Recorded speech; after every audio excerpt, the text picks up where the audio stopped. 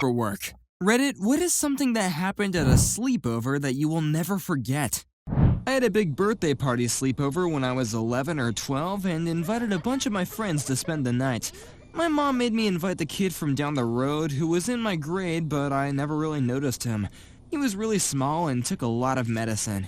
Anyway, he wet the bed that night and was humiliated by everyone there, including me. I saw him on the bus the following week and I felt bad about what happened.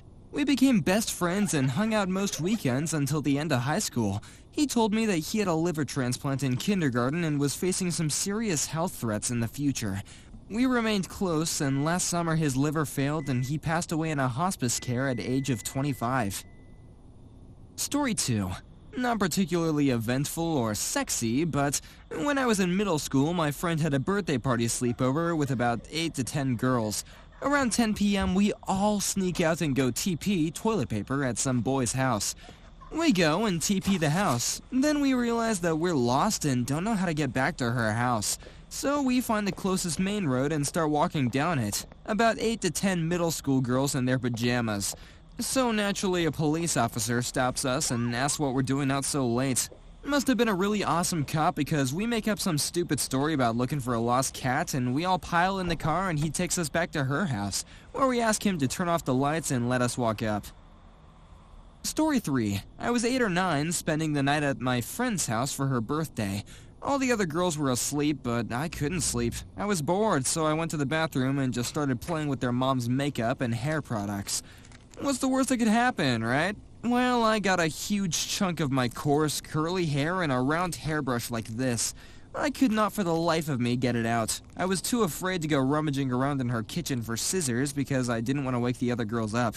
So I pulled out my hair, a chunk of hair about 3 inches wide. I pulled it all out, crying silently the whole time, and then spent the rest of the night picking my hair out of the hairbrush with blood rolling down my forehead. It was traumatic. My conclusion, sleepovers are dangerous. Story 4. Had a party for my 13th birthday with a bunch of mates. We all slept in the lounge room in sleeping bags. By about 2 a.m., one of the guys had fallen asleep, so we decided the only suitable course of action was to mess with him. Thankfully, he was a sleep talker, so this made things super easy.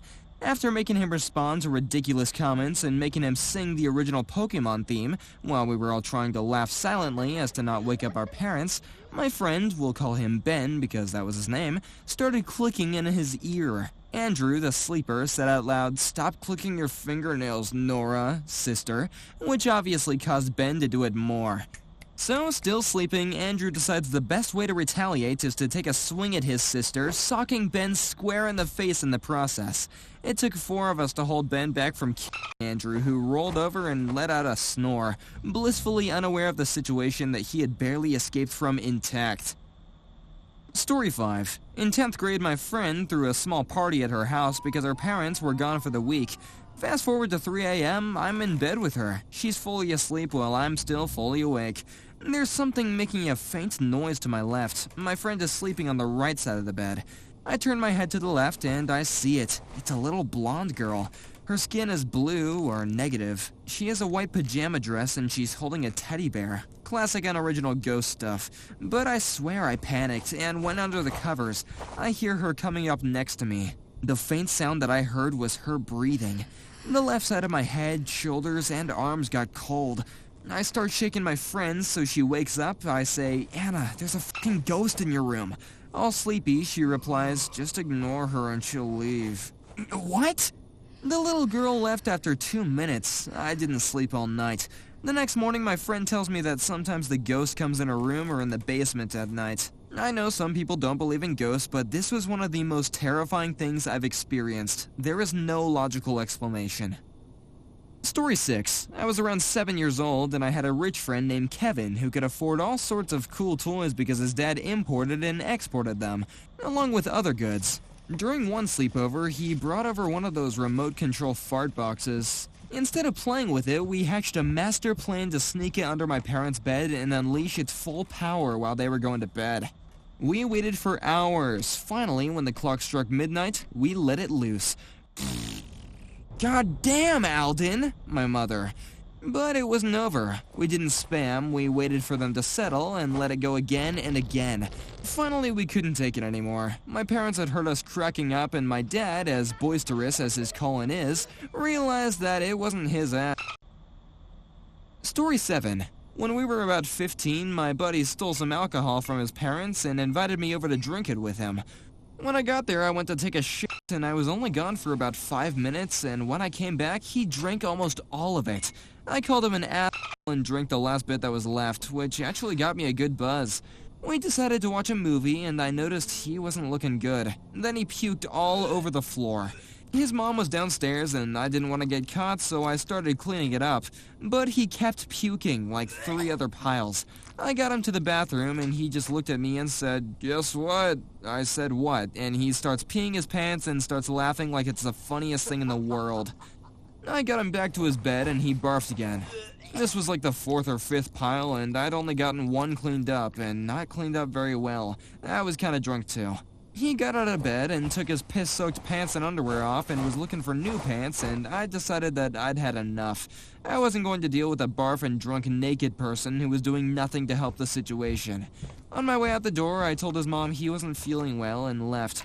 When I got home, my parents knew I was drunk and grounded me. His mom blamed everything on me and called my parents to tell him that I got her little angel drunk. Story 8. Oh, you mean that time that my friend from high school jumped from the 3rd floor and fell into a coma? We were having a guys' night, drinking beers, and everything was normal. My friend and cousin decided to light up a joint and smoke some suspicious shitty-ass weed. My phone rang, and it was my friend's mom. She wanted to talk to him since his phone was out of battery. He was sitting on the couch, and I was headed toward him with my phone in my hand. And when he saw me headed for him, he freaked the f*** out like he just saw some kind of demon or monster or something, and ran off to the balcony and jumped. He hit his head on a tree going down, fell into a coma, and was out for 2 years and a bit. He woke up one day like everything was normal, and he died a few hours later from organ failure. His parents blamed me since they believed that I was the one who handed him the joint and all that, and that I was to blame for inducing the fear that made him jump. My conscience is clear, but what I had to go through to not be seen as responsible, police, family, his and mine, friends and colleagues, it was hell. Hey guys, you enjoying the video? If so, please like and subscribe. It means a lot and it really helps the channel. Anyways, back to the stories. Story 9. I was at my best buddy's place with a lot of boys from our small, 31 kids, class in middle school. The first guy, my cousin, to arrive was really horny. My buddy doesn't have a big place, so it was cramped, but my cousin insisted that he had some alone time in his room and my buddy's computer. After like 5 minutes, he came out of the room with only his boxers on, and he had just bamboozled all over his chest asking for a towel. My buddy just stood up and exclaimed a big, "What the f***?" And my cousin went into the bathroom and took my buddy's dad's towel and wiped him up. The 4 other guys from our class came and they saw porn on the computer, and well, 2 of them sat next to each other with their pants down, beating it like there was no tomorrow. So it was a total of 3 guys in 1 small room. 2 on the bed beating their meat, 1 standing next to the bed and watching whatever was going on in there. My buddy's dad's towel was the most disgusting thing I've ever seen in my life. Oh, and also one of those meat beaters turned out to be gay. He told me one time that he had a huge crush on the other meat beater and watched him instead of the porn. Story 10. Sleepover at a friend's house. We'd known each other since we could both remember, and I was basically a part of his family. His father and mother were both correctional officers and great people. Well, on the night that I stayed this time, his little brother had a friend staying the night as well. Little brother and friend were 3 years younger? I was 14 or 15, as was my friend. Whatever, no big deal. Hours of Kill Instinct 1000 hit combos, Syndicate Wars, and Twisted Metal later, we were all 4 in the living room. My friend, his little brother, and his brother's guests, we'll call the brother's guest Jack for now, because he was kind of the focus of the problem, and me.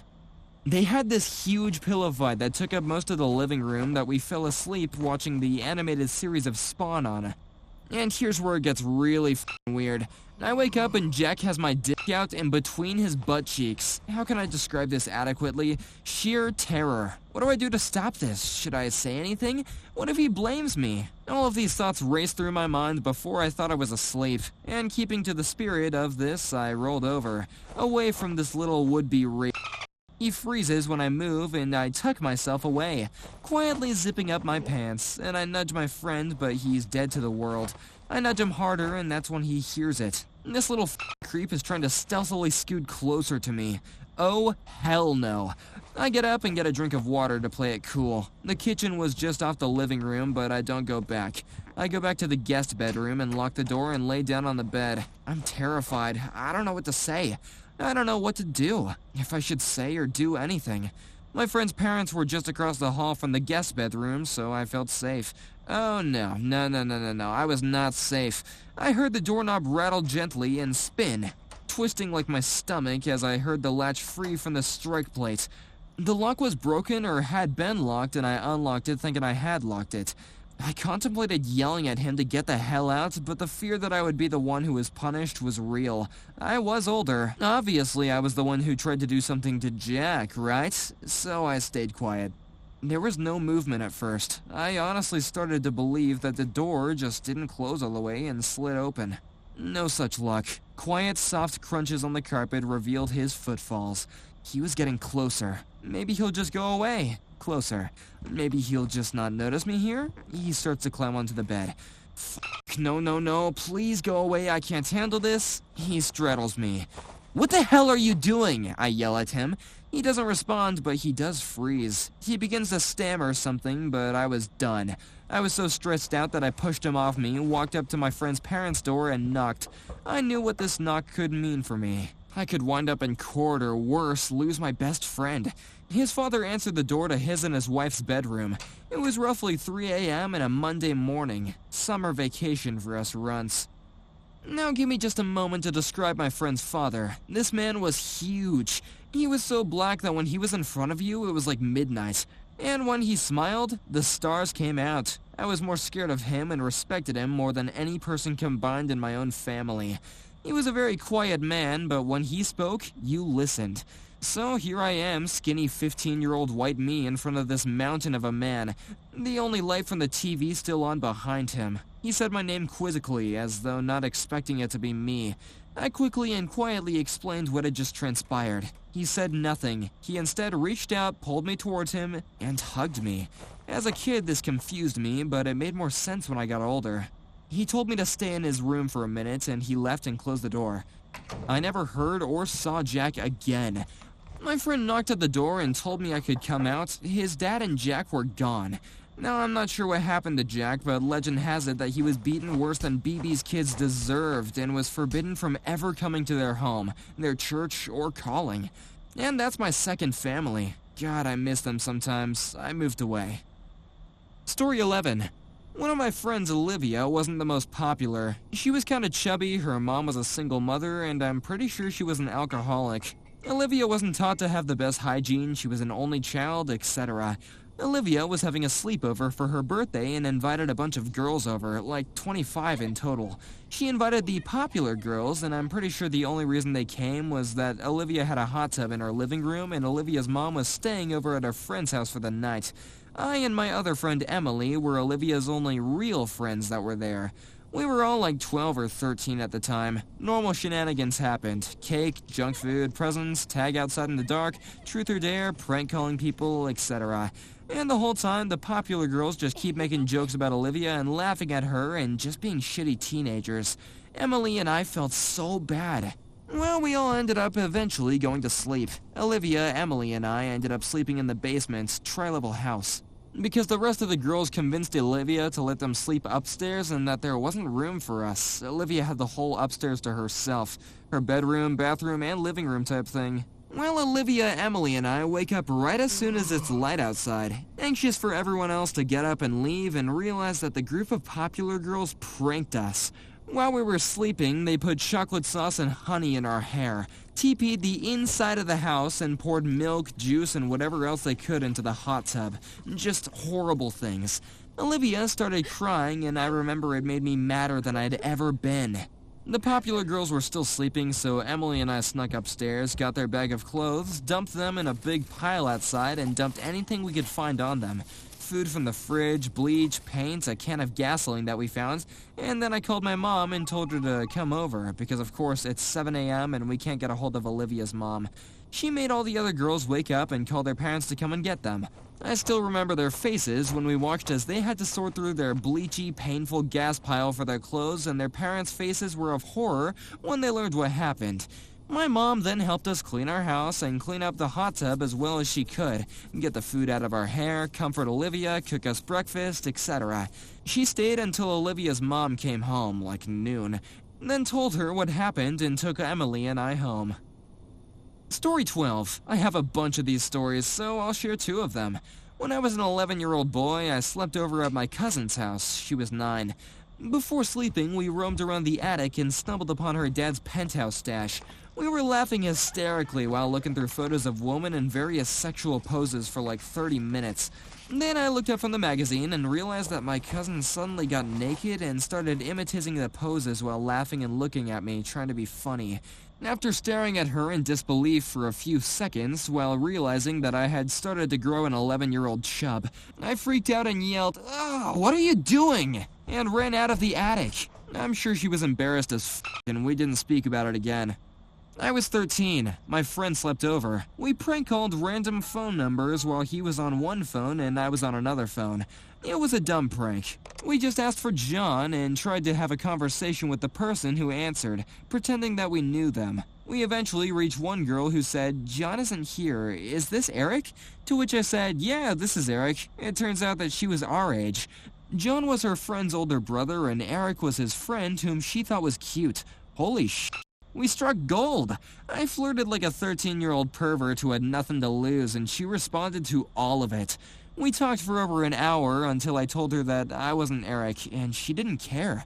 Half an hour later, she started taking a bath, and I took the phone into the bath with her and started describing her body to me. Did I mention that I was 13? Well, my brain was basically exploding at that point. That interaction led to a lot more phone calls for months with us, talking with her group of friends, which eventually led to meeting them in person about a year later. Relationships were had. That one phone call set off a chain reaction of wonderful experiences. It was a good time. Story 13. Was at a sleepover at my best friend's house when we were about 12 to 13-ish. So before the night began, we decided to walk up to the corner store and buy a bunch of Jolt soda and junk food. This was gonna be the night that we finally stayed up all night long. We had tried numerous times to make it all the way through the night jamming Battletoads or Cyborg Justice. The golden age of gaming, right? So, same old thing. Video games, HBO with real sex. That night we pretty much planned the sleepovers around the HBO schedule. So this night was playing with an empty pizza boxes we munched down on earlier, turning them into ramps for our penny racer cars. Well, about 3 a.m. we decided we need more snacks and soda, so we head upstairs. Well, above the front door they had a massive half-circle window so you can see out of it when you're top floor cause the house is a split level. Well, he goes to grab some soda and snacks, and he knows the house, so he's more ninja-like than me, or so he says. Well, as he's getting our grub together, I just curiously look out the massive window above the door, and I see a beat-up van pull into the driveway. At first, I'm like, okay, they're just turning the car around the wrong way, right? Wrong. The van stops. You can hear this dumpy van stop running, and I see all the doors pop open, and I mean full-sized van with a sliding door and double doors on the back.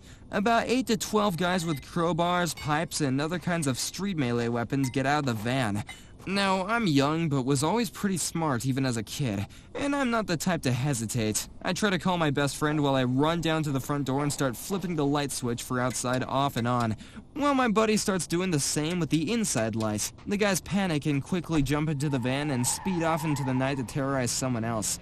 We figured that they were probably just going after his parents' classic caddy that was parked in the driveway. The older I get, the more I wonder if it was a crew of home invaders. Either way, my buddy convinces me not to call the police or wake his parents up, since we're up way too late for the millionth time. We wait until breakfast, and I tell his parents that I got up to pee in the middle of the night. And as this happens, his parents don't believe me. They think I was dreaming, not lying. We all know each other really well. They were like a second family to me, so I wasn't offended, just glad nothing happened to them. To this very day, I'm a night owl, and I haven't stopped numerous crimes, even chasing down and making 3 different citizen arrests. I don't think anyone will see this because it's pretty deep down on the thread, but I will never forget how grimy those dudes were. definitely up to some heinous shit. We lived in what's known as one of the highest crime small towns in the US now. Back then it wasn't so bad, or maybe that's just cause we were young and didn't see what was really going on. My friend's house was in a more suburban, lower crime area of the town. Glad we saved the caddy though. His parents let him use it when he turned 16. We had a ton of good times in that thing.